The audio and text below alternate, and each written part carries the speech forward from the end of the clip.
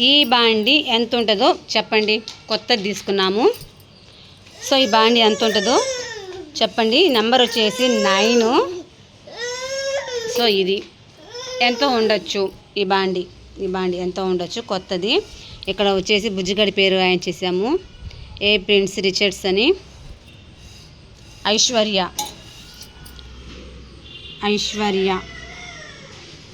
ఓకేనా. ఈ బాండి కొత్తదైతే తీసేసుకున్నాము.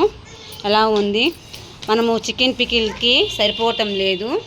ఆయిల్ కాగబట్టడానికైనా కానీ మనకి అస్సలకి సరిపోవటం లేదు.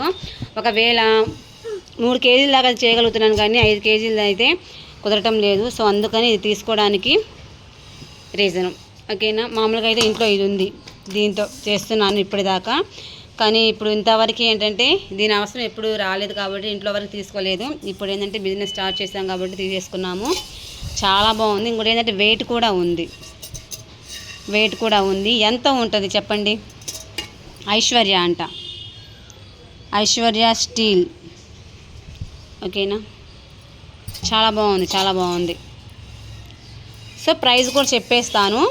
ఇది వచ్చేసి 600 తీసుకున్నారు. నేను బేరం అడిగి తెలిసిన షాప్ అయినప్పటికీ బేరం అడిగి తీసుకోవడం అనేది జరిగింది. ఓకేనా. మరి రీజనబుల్లో కాదా అనేది కామెంట్ చేయండి. ఓకేనా. మన బిజినెస్కి అవసరానికి తీసుకున్న ఇంకొక ఐటెం అన్నమాట. ఇది ఇంట్లో ఉన్నది, ఇది ఇప్పుడు తీసుకున్నది.